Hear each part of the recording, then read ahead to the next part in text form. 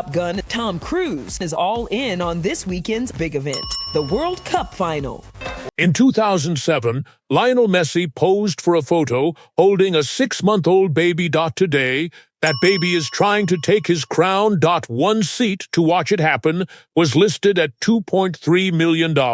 And that's the normal part of this story. That photo was taken at a charity shoot in Barcelona. Messi was 20. For 19 years, nobody thought about it again. We'll come back to that baby, because he's the reason one seat costs more than a house. First, the match.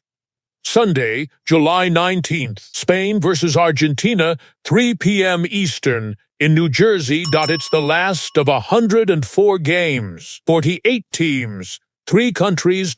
80,000 people inside. Around 1.5 billion watching from home. The stadium isn't even allowed to use its own name. FIFA bans sponsor branding at a World Cup, so MetLife Stadium has spent 5 weeks as New York, New Jersey Stadium. That's how much control FIFA has today. Hold on to that. It matters later. And here's what nobody expected.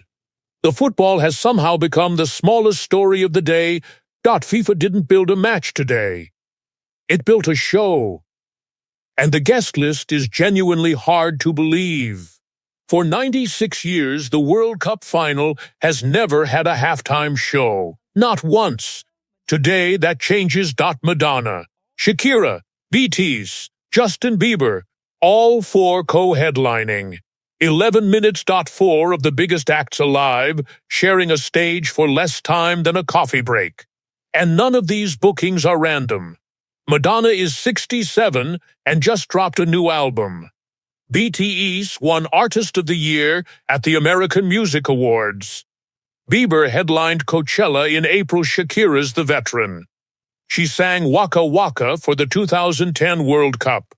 This year's official song, Die Die, is hers too, with Burna Boy. Messi, Mbappe, and Vinicius all appear in the video. Coldplay's Chris Martin curated the whole lineup. And FIFA announced it in a video where Martin asks Elmo for help booking the acts. Elmo suggested Madonna. Cookie Monster suggested BTS. Animal suggested Shakira. That genuinely happened. Also performing. Burna Boy, conductor Gustavo Dudamel, and the PS22 Chorus, a choir of 4th and 5th graders from a public elementary school in Staten Island. And the Muppets. But the halftime show isn't even the first celebrity moment of the day. 90 minutes before kickoff, there's a closing ceremony for the entire tournament. Post Malone is headlining it. FIFA only announced that on Wednesday. Tom Cruise is making a special appearance.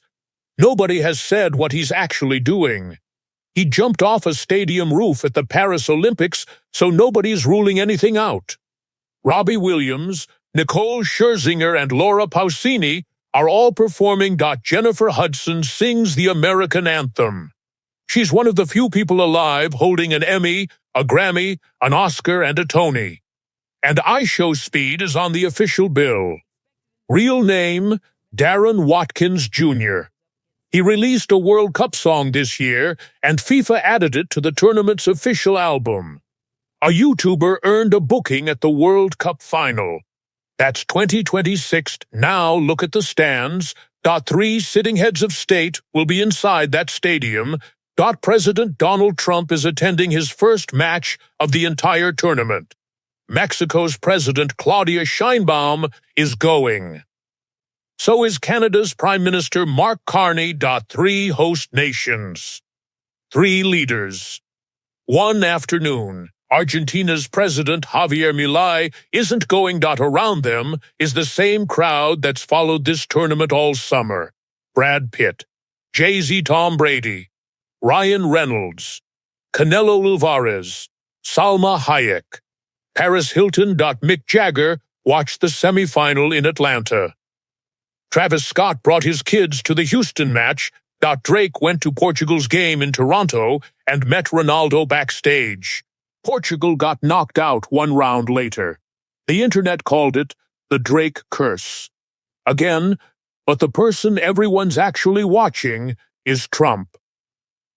And not for the reason you'd guess. He's presenting the trophy alongside FIFA President Gianni Infantino. Reportedly, he's been cleared to hand it straight to the winning captain, which isn't how it normally works.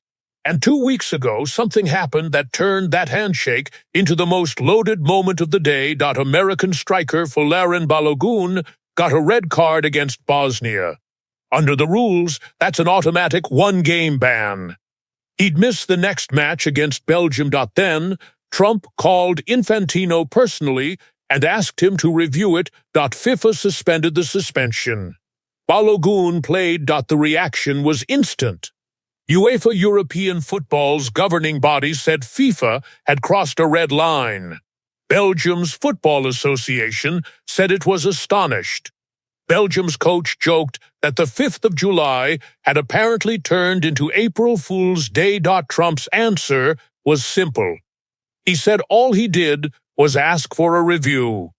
The United States then lost to Belgium 4-1 and went out anyway. So when he steps onto that pitch today, half the stadium won't be thinking about football.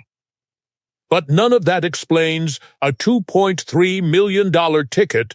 That comes down to one man.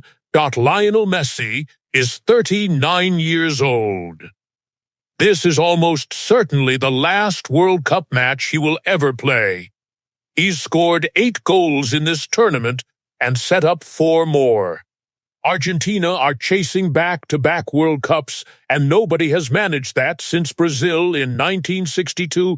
They've done it the hardest way imaginable. In all 4 knockout rounds, Argentina were not ahead when the clock hit 90 minutes.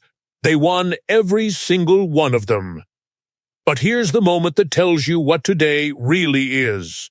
On Friday, FIFA held its final press conference at a fan convention in New York. The people asking the questions weren't journalists. Tom Brady and Novak Djokovic moderated it. Kevin Durant came out to ask questions too. 3 of the most decorated athletes alive volunteered to be the warm-up act for a footballer. And when Messi finished speaking, Djokovic didn't ask a follow-up. He just said, "Gracias, Leo, and now the baby." The photograph from 2007.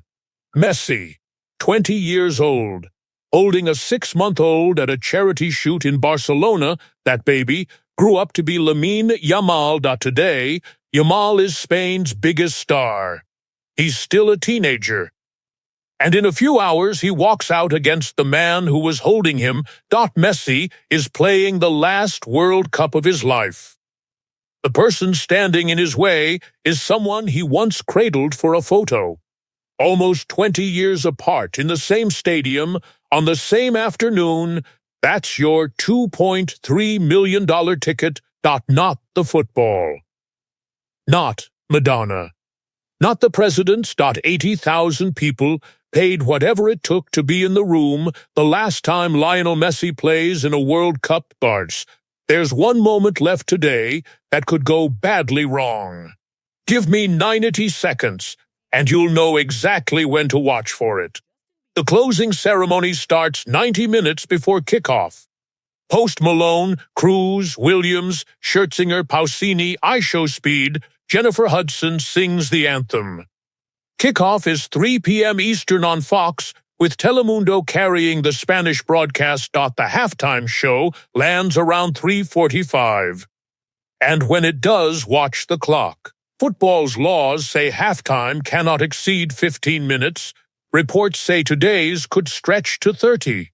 Building that stage takes time. Clearing it takes more. When football's rulemakers were asked to allow 25 minutes for football reasons, they said no, citing player safety. Today it's bending for a concert. That's the argument that's been running all week. Meanwhile, 50,000 more people are gathering on Central Park's Great Lawn to watch on giant screens. The halftime show itself is raising money for a FIFA education fund. The target is $100 million for children's schooling worldwide. and FIFA says roughly half is already in, then the trophy comes out. And Trump walks onto that stage. He did the exact same thing at this exact stadium last summer, after the Club World Cup final. The crowd booed. He stayed on stage through the celebration until Infantino guided him back so the players could lift it. 80,000 people. One trophy. One president who just spent 2 weeks in the middle of this tournament. You already know what happened last time. One seat, $2.3 million. Now you know what that money was actually buying. It was never really about the football. It was the last 90 minutes of Lionel Messi at a World Cup. If you want the full story of how FIFA's ticket prices climbed so high that politicians opened an investigation, that video's on screen now. And subscribe if you want the real story behind the biggest entertainment moments every week. Enjoy the final.